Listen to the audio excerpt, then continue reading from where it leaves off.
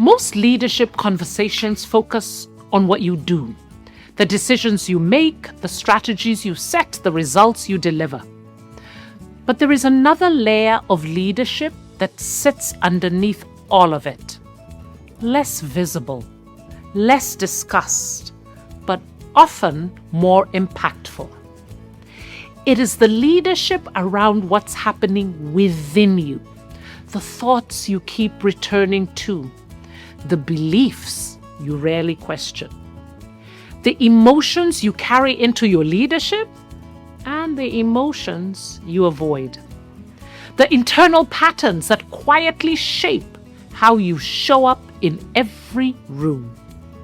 Because leadership shows up in your organization is the same one that's already taking shape inside of you. And that is where this season begins. Not with more tools, not with more frameworks, not with more conceptual identities, but with awareness. Awareness of what is actually driving your leadership from within. So welcome to Season 4, where we focus on leading from within, the inner work of leadership. So hello, and welcome to another episode of Leadership in Africa Redefined, the podcast. And I always get so excited when I have a guest with me, and I have a very special guest with me. A woman who I have admired for some time because I've watched her in action, her thoughtfulness, her way of thinking about so many key issues. And I get excited about African women's leadership. And I think this continent needs more and more African women leaders. So who is this person I'm talking about? So I'm with Uju Rochas Anwoka. And Uju, you have to tell me if I got the pronunciation right. Perfectly. You got it Yay, great. Right. yay, Right. Spot on. yay. Yes. Who's joining us? Uju, are you in Lagos right now or you're in Abuja? I'm joining from Abuja, the Okay. capital, yes, of Of Nigeria. Nigeria. So Uju is joining us from Abuja, and she's a nutrition and public health advocate, serving as the Senior Special Assistant to the President of Nigeria on Public Health and focal person on nutrition in the Office of the Vice President of Nigeria. So, my people, this is somebody who's playing a critical role in Nigeria, a pivotal role in shaping national nutrition policies and driving multi-sectoral coordination to combat malnutrition. She leads the Nutrition 774 initiative, a flagship program of the National Council on Nutrition, delivering interventions across the 774 local government areas, and coordinates the Nutrition Core Working Committee. So amazing, clearly working across senior levels of government. I know Uju not from Nigeria, but she's one of the Amuje leaders. Ellen Johnson Sirleaf's foundation has this amazing group of public sector and political leaders, women who are driving change in Africa. And Uju is one of them. So really happy to connect, Uju. And thank you for joining us. How are you today? Thank you so much, Taka. It's so great to be here and it's good to see you again, Yes, although indeed. virtually, but I'm excited to be on this platform. Fantastic. Because we will be talking a lot about the inner work and how it connects to your leadership, I thought let's just start with talking about the outer work of your leadership. Just give us a high level sense of what your work entails, working at the senior level of government in Nigeria. So, well, as you mentioned earlier, I serve as the Senior Special Assistant to the President on Public Health, but also focal person for nutrition at the Office of the Vice President. And so, what that means, a lot of my work right now is focused on tackling the issue of malnutrition in the country. The statistics aren't too good, and most times I try not to focus on that, but really what work we can do. So I actually help facilitate the unified response, Nigeria's unified response to tackling malnutrition. It's called the Nutrition 774 initiative that aims to bring together government development partners, private sector, to be able to drive action particularly at the grassroots. So with a bottom-top approach, such that the local government areas take ownership of this responsibility to solve malnutrition challenges. So driving political will, improving financing, improving coordination, data and accountability to help us make a better informed decision making, and also the need to raise awareness and campaign and communication around the issue of malnutrition, because a lot of people don't understand it.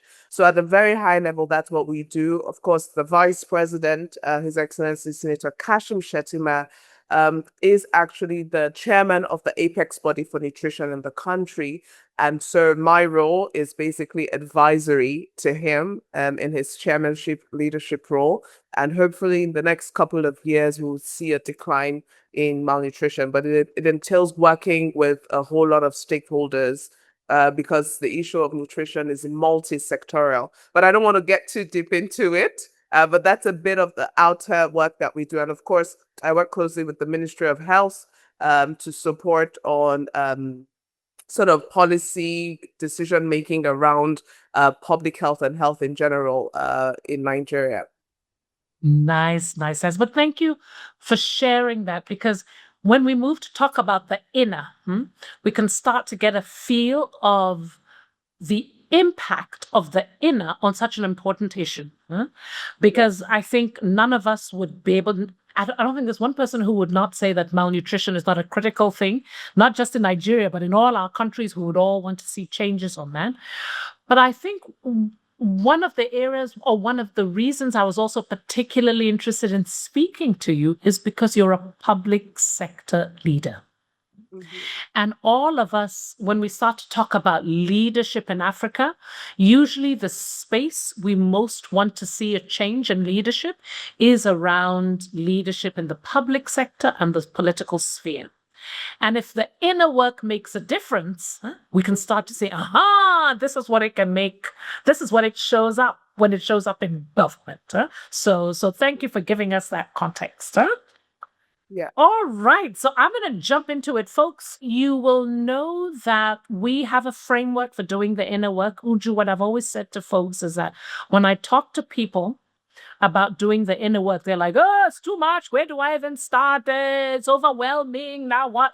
So I often say, well, after working with so many different leaders, we have these different areas. And I said, you can start here. These are the kind of the critical areas. And I hope our conversation will work around some of these key areas. But I would like to start with the most common one that I see leaders grappling with. And it's this thing around reclaiming your worthiness. Because I notice that Sorry, can you repeat that? I lost you for a second. Sorry. Hopefully my network is reclaiming your worthiness. Because many of us are walking around with some version of I am not enough. I'm not enough because I'm too young, I'm too old, I'm not articulate enough, I'm not old enough, I'm not experienced enough, I'm not connected enough, I'm not influential enough. Always some version of that. We condition our worthiness to something outside of us. And so therefore we're always hustling to prove that we are worthy, that we are enough, and that we belong in these leadership roles. Yes. And so I want to start with that for you. How has that dance of worthiness been? Have you felt in your leadership roles that you're coming at leadership from a sense of I am enough regardless? Or has there been a time in your leadership where you felt, no, you constantly have to prove yourself? And I'm imagining you're working at such a senior level of government. I can't imagine there are too many women at that level of government that you're dealing with. So tell me about your leadership and this dance of worthiness and how that's showed up. Well, Taka, I think when it comes to proving one's worthiness, I think it's something that we all sort of encounter and battle with. Sometimes from self. It's about self. Sometimes it's about the space that we work in. And I recall one of the engagements we had with Madam President Sirleaf Johnson, where she said, when you get into a space, remember that the key words, I am, I can, and not shrinking in rooms that you enter. Because guess what? Everybody's trying to figure it out. But for me, I would speak from an angle of pressure, right? Because sometimes we want to feel or we don't feel worthy enough when we feel some sort of pressure to constantly prove ourselves.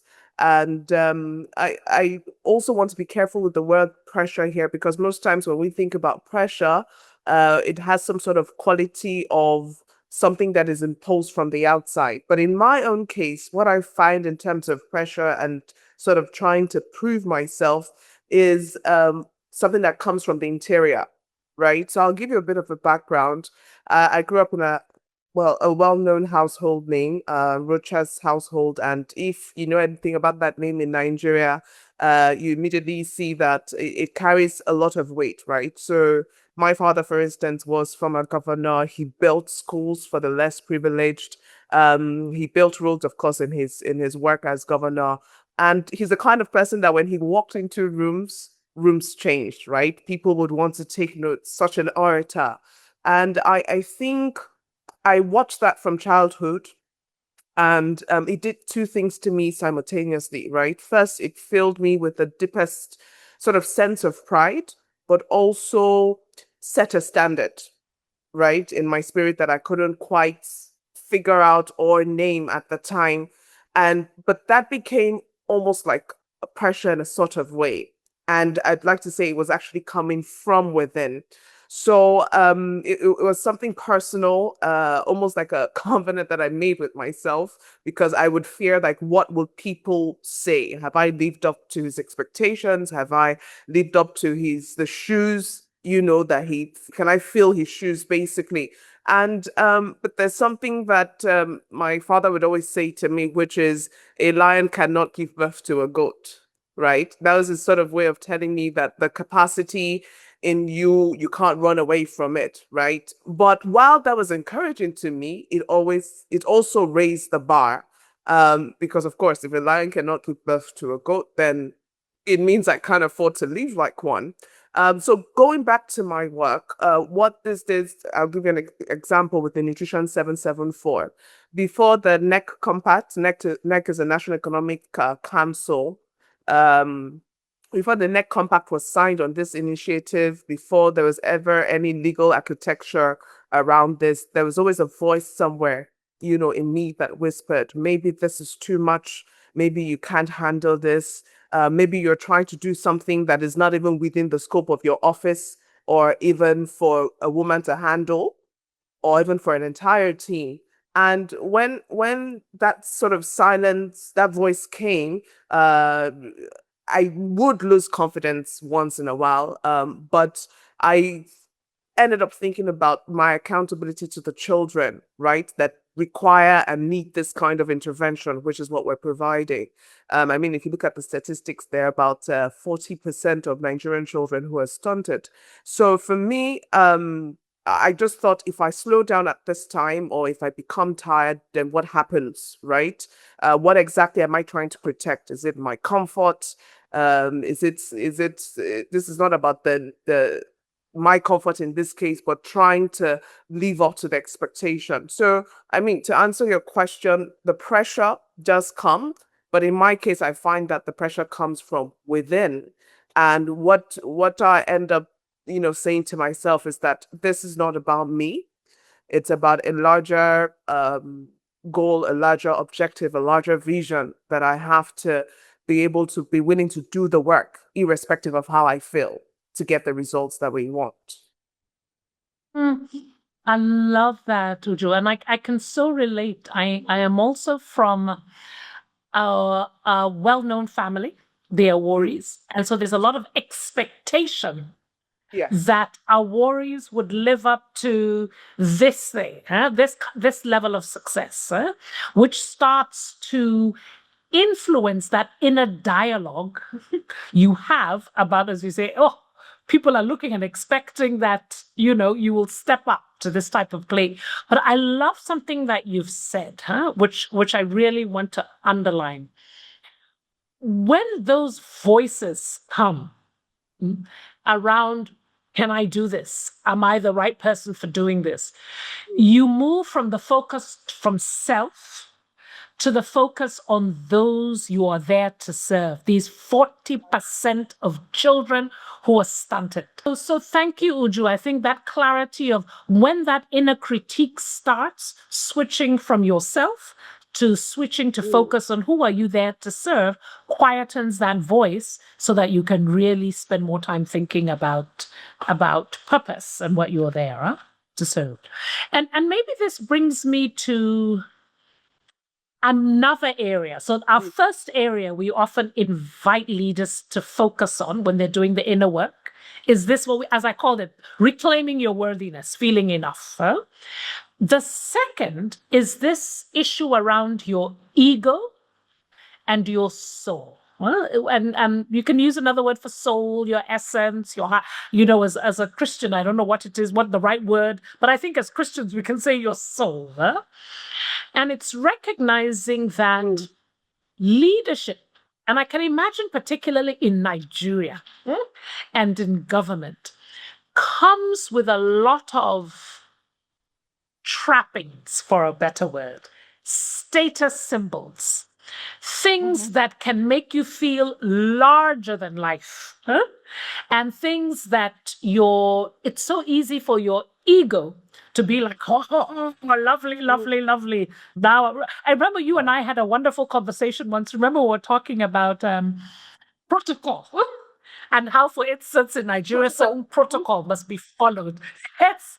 And all of that, to me, can play into one's ego taking over versus one's soul. So my question for you is, how do you navigate that? Because I say there's nothing wrong with your ego, but it shouldn't be in the driving seat of your leadership. It's there to serve your soul, not to be driving.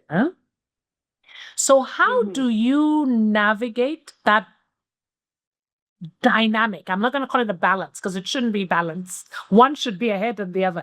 That dynamic between your ego and your soul when you're leading in a context that gives lots of airtime and energy and fuel to your ego. Right. So, I mean, you've just painted the picture, right? Especially in a country like Nigeria, where it's about there are protocols, there are expectations, but honestly, what helps? The most important thing is to stay grounded on why you got there in the first place, or what your why is, really. And that's going back to the internal bit. Because when you see yourself, and let me speak for me as well, when I see myself as someone coming to serve, then you don't look so much into the protocol. You're able to balance that ego and soul.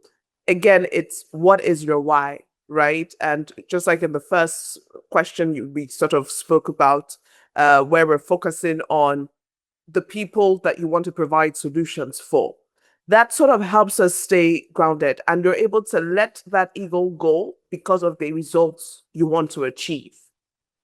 And so that's what I've found that works for me. But to tell you that that doesn't exist, ego, it does. But it takes me speaking to myself and say, okay, what would you prioritize? Ego over soul, ego over results, ego over outcome. And I think that helps one stay grounded. And also from a place of gratitude, when you know that, yes, you're confident in the fact and they occupy the space, you're there, you're worthy of that space, but you also know that several other people could have been in that space. Opportunity to serve, I think, is what has helped me to be able to stay grounded and sort of prioritize soul over ego. I love that, Can you hear me? Uju. So again, Yes, I can hear you nice and clear. I feel like there's a little bit of a delay, so our listeners and our viewers, forgive us. It's raining in both Accra and in Abuja, so there's a little bit of a delay, but hopefully you will bear with us. Huh? But what I hear you saying is staying grounded, remembering why you are there. And this thing keeps coming back. And I can see this thing, Uju, you have about being really purpose driven is key so that you don't confuse that this is not about you. It's back to your why, as you said. And then gratitude. I hadn't thought of that as being something that helps manage your ego to say, well, I'm thankful that somebody else could have done this, but I'm here to serve. So I'm thankful for that. Do you have a daily practice to stay grounded and to remind yourself of purpose and why? So not in itself. So it's not like a ritual of maybe you wake up every day and do something particular. But of course, I'm a Christian, so prayer wise. And one thing that comes first in my prayer is thank you, for thanking my creator for the opportunity of life in itself, of even having a family, of being able to serve, of even the embedded within the subconscious that you're operating from a place of gratitude. And I think also just personally in the way that I grew up, and which is what has sort of become a trait, right? That has been acquired. You're able to understand that there are people out there that don't have, there are people out there that need help. There are people out there that are looking up to you for a solution, whether it's by policy, whether it's by implementation, whatever it is. And when you get into certain spaces, and for instance, let me use the example of the protocol issue. And, technically, because you're representing the office of the vice president, you should sit in a particular area and maybe the mess of the protocol. And I end up thinking, well, what's priority? Priority is the people that have been sent out to serve in my role as an advisor to the vice president, as opposed to occupying a seat or a position. So it's really a daily living and consciousness. Again, we have to be intentional. So to answer your question, yes, during my time of prayer in the mornings, there's that reminder of why I'm here, of operating from a place of gratitude. So I'd say that's what sort of helps me. And again, the circle of friends you keep, right? Or not just friends or family, because sometimes you want to belt out concerns, frustrations to people, and you find that close circle, right? That holds you accountable.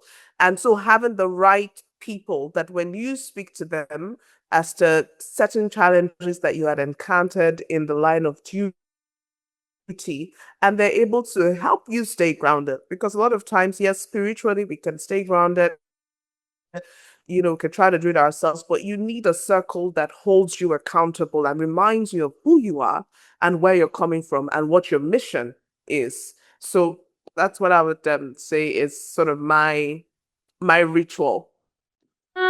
I like that. And what I like is you've reminded us that with this last one, of having the circle of those who keep you accountable, that you can talk through, that sometimes the inner work is not done alone. It's actually done sometimes in circle and in support of others who can help you think through it, who can help you be accountable. So I think that's a wonderful reminder. I like this idea of, as you say, consciousness. It may not be only something you do in your prayer with gratitude in the morning, but that awareness throughout the day in terms of, is my ego in the driving seat, or is this about something else in terms of how I'm showing up? Okay. So I wonder, there was something you said when you talked about consciousness, and then brings me to the next area, huh? So I said we have worthiness, we have the ego and the soul. Then the next area is almost like your consciousness, your mindset, your perspective, huh? Because we start to realize that leadership behavior is driven by certain paradigms and certain ways of thinking. Already, I've gotten a sense of your way of thinking. I can clearly see that you have a paradigm of service. You have a paradigm of gratitude. These are all your mental, almost like your mental models that you bring to the work that you do, which then influence how you show up. My question to you is this, is in addition to those mental models, there are times where you can be surrounded by so much negativity, where the people around you in government or with the different stakeholders that you're doing may be focused on so much negativity or focused on ego or focused on self or whatever it is, and whatever their agenda is, that's not about ending malnutrition or not about serving those 40% stunted children. How do you ensure that your mental focus, energy, and attention is on the right thing and aligned with your purpose, as opposed to being influenced by what's happening around you? No, that's a very, very good question. I think that a lot of times in culture or in spaces like governance, and there's a culture of high stakes environment, right? Especially government, particularly like you said, where business is a proof of legitimacy, or there's a focus on ego, or you even have people focusing on other areas that does not necessarily align with your core. And but I've come to understand that that is one of the most consequential errors in leadership, right? Not just mine, but across institutions. And sometimes it happens not because there's a bad intention from their end, but because of an absence of accountability.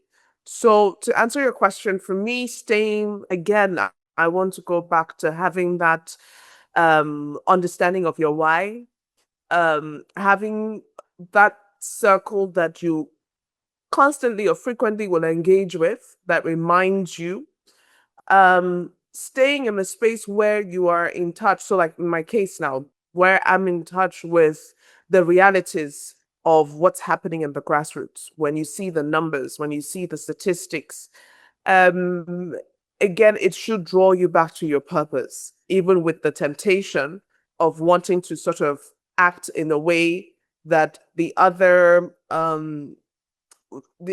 side, for lack of better words, will act, or maybe act in a way that's more about self for them. And so again, tying back to your why and tying back to the people that you were called to serve, I think helps you maintain that distinction.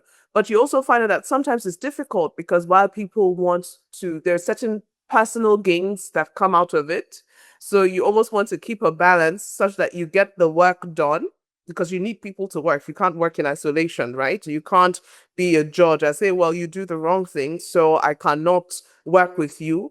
You need them because these are institutions. So I think being able to find a balance without compromising your own standards or integrity is very critical. And that's what, again, it takes every day to sort of navigate it. It takes wisdom, which you pray for wisdom to be able to know how to just have that interpersonal skills with people so you can still get the results and really fulfill your mission. I don't know if that answers sort of what you're asking. Totally. Totally, totally. Because what I'm hearing you say, and again, it's so interesting. For you, it always still comes back to purpose, and your why helps you stay mentally focused on why you are there. And being grounded enables you to, you have to pivot, you have to adjust, because you're working in a system, a complex system.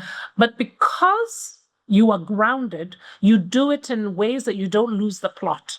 You don't lose who you are and what you stand for. That's what I hear you say. So this thing about being grounded in your purpose becomes very key. Okay, nice. So the other area which we look at in the inner work is around emotions. So, if I had to ask you, as you do your work day to day, what are some of the most uncomfortable emotions that you have to navigate in your leadership? In my work, I'm pausing about that because, as you can imagine, there are so many emotions. Sometimes you have this great idea, you want to get it moving, you've gotten the approval of your boss, and because, like I said earlier, in service, in public service, you can't achieve anything alone. You must work with people. You must work with other government other government institutions. You must work with partners, and sometimes I've had to manage the emotion of when people are not very direct. I don't know if that makes sense. When they're not honest in their dealings, right? So you may engage with someone and they're telling you, oh, yes, I support, I agree with this. But behind the scenes, that's not happening, right? And so, and another example, for instance, is when, even someone I respect genuinely, makes a remark, essentially that suggests what we're doing is cosmetic. So you can imagine you have this vision, you're excited about it, and someone sort of gives that idea of, oh well, I don't see how this is going to work, it's cosmetic. That's the kind of thing that looks like governance without being governance, right? And the remark wasn't, it was loud, it wasn't necessarily an attack, but even though it was quiet, it almost, felt interrogating your ability, again questioning if you're suited for that room or that space. And but something in me at that moment went very still, I remember, but not in a good way, right? Still in a way that something is gathering itself before it responds with too much force. So I felt it. The particular heat was rising. I was getting upset. I almost responded from a place of anger, and I had ended up deciding to again remember the why and look at the evidence that had been developed about why this initiative we're looking to drive is important, and the full architecture, the evidence around it. Again, using what you know and science and the evidence that shows this is what needs to be done to solve a problem. I think that instills your confidence, right? It helps you overcome such emotions and negative sort of feedback. And I think that's what I've been able to do. And also, I've learned not to defend myself when such things happen, right? When I'm in a place of emotion, not responding from a place of being hurt, because you may end up winning in the moment, but lose the entire, let's say you win the battle and lose the war, sort of. And I felt, I knew that instead what I needed to do was remain genuine in what I wanted, examine what the person was saying at that point in time. If it was something that if there was some words, because sometimes when people say certain things, it's worth considering because you might have some to you other mistakes that could have been made. So I had to step back. I had to bring the evidence. I had to take a look at what they were saying to see, well, is there anything I can learn? Although it was hurtful, but sometimes in the hurt of comments from people or in the hurt of emotions, there are things that you can learn that you ordinarily wouldn't have seen. So that for me was my way of sort of handling that emotion. Number one, be silent. Don't respond immediately from a place of hurt. And think about the evidence around what you're pushing for or what you're driving for. And then three, take a look at what is being said or what is being done. Is there anything to learn from that? I think that's how I've been able to so far manage it. And it's every day you learn it. You never get all the answers to how to balance your emotions in such spaces. I like this silent, or sometimes I call it the sacred pause.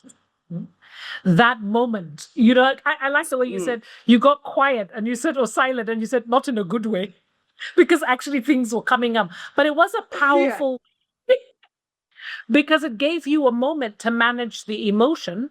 So the emotion didn't manage you. So that's what I'm hearing is first you regulate the emotion.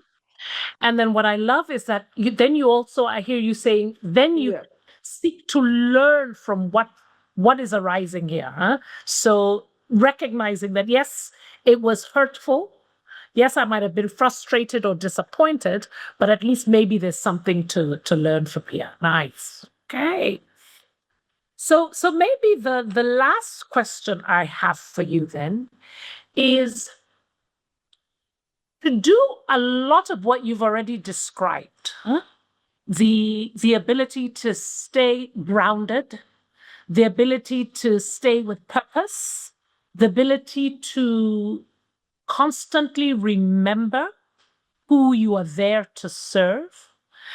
I would even use the word to be conscious, and even to get still in the moment when the emotions are coming up. I would imagine requires a certain level of inner stillness, inner quietness. How, or maybe it's an assumption I'm having, but maybe it's my question to you. How do you generate that inner stillness and quiet so that you can stay grounded and focused on your why? How do I maintain that inner stillness? Like I mentioned earlier, that early morning, although I didn't want to call it a ritual, and this is before you pick up the phone, before the hustle and bustle of the kids and family and all of that, being in that quiet place of prayer, really focusing on what am I here to do? Really, what do I want my day to look like? Being intentional while praying to say, this is what I want to do. It helps provide a focus for the day and even long term. So that helps me, that 30-minute, 45 minutes quiet time and prayer time helps me keep the calm. The other bit I'll say is I've also, when I think about other leaders, Madam President, Dr. Konjo-Iweala, I I know that they definitely go through, if not worse, struggles. And when you see them in rooms and the way they're able to handle the faces, you then realize that I too can do it. So what's my point there? You look at other people that have been there before you or are there ahead of you, and tell yourself that if they've been able to handle the chaos that comes with leadership and they're currently where they are today, surely you can do it. So having that level of inspiration, from leaders and their ability to handle crisis. And I keep going back to, in terms of just having the right people around you. I'll give you an instance. There are days where um maybe I even preempt what's going to happen in the meeting, back because I already know certain characters, attitudes within a meeting space. And I call my sister, and of course, for the purpose of confidentiality, I don't mention names. I'm just like this, that, that, that, that. And I go off about it, and then she reminds me of the why. Remember, remember. You keep saying remember, but you can handle this. But I think also what helps with stillness, and this is very important, is being efficient in your own way. Having all your tools at hand, meaning that you understand what it is you're trying to do. Like I said earlier, you understand the evidence around it. You have the knowledge at the tip of your fingers. It helps you remain calm even when a lot of noise is being raised around you, or there's a lot of questioning about what the solution is that you're bringing to the table. When you understand the methodology, the evidence behind it, it helps you stay calm. And that's what I've seen. But most times, if you're unsure because you haven't understood what it is you want to do, or you don't have the necessary statistics or backing or evidence around it, it's very easy to be rattled up. So what am I saying here? Your faith, your quiet time, prayer time helps. Your circle, who you speak to, who is that calming voice, or it can be more than one. It could be your mentor, family, friend that will, because there are certain people that you tell certain things to and they make it worse. They say, how dare she? How can they question you? But having those people that are being honest with you and can make you calm down in that time. And then two, equipping yourself with the tools of knowledge and information. It helps you stay close who have been there before you and have been able to manage sort of that environment and stay calm, even in spaces where they may not agree with people that are sit with them in those spaces. Oh, Uju, this has been amazing. Thank you. Thank you. Even as you talk about all those different levels for the quiet time, by the way, I totally relate. I cannot leave my house. I cannot get to my desk without my quiet time that goes along with my cup of coffee in the morning. So I can totally resonate needing that as a grounding. Yeah, I may not call it a ritual. I may call it a grounding practice that's daily that helps set the intention. Yes. Yes. And I also like what you're saying. What also resonates is having those people you can call and go, "Oh," and then they just remind you of why you're doing this exactly. Quiet you down so that the noise, even sometimes your internal noise, can get quiet outside. So deep resonance with that. Uju, this has been so useful. Thank you so much. As I'm listening to you, I'm sitting there thinking, I wonder what would happen if all our public sector leaders and politicians had these practices, had this way of showing up that you have just described. I mean, this continent would be a very different place. But what you've showed us is that it is possible. Many times we're like, public sector, that space is too difficult. But I think you really show that you can model it. These are the things you can actually do to stay grounded on purpose and why, and keep remembering why you are there. And I will not forget what you said. You're there to serve. So thank you, thank you, thank you. And thank you for sharing this wisdom with our listeners. Yes. And I wanted to also say that it's always a learning process. You never figure it out at once. As you move, you learn and improve, basically. 100%. We're all work in progress. So it's a journey, isn't it? We never say, we're done, we figured it out. So definitely +1 on that. Yes. So our viewers, listeners, thank you. Thank you. Apologies for the internet connection. Please bear with us, but these are the realities. Hopefully you can still pull out all those gems of wisdom that Uju shared. So do join us for the next episode, and please hit the subscribe button so you don't miss any of the upcoming episodes. Thank you for joining us. See you next time. Ciao.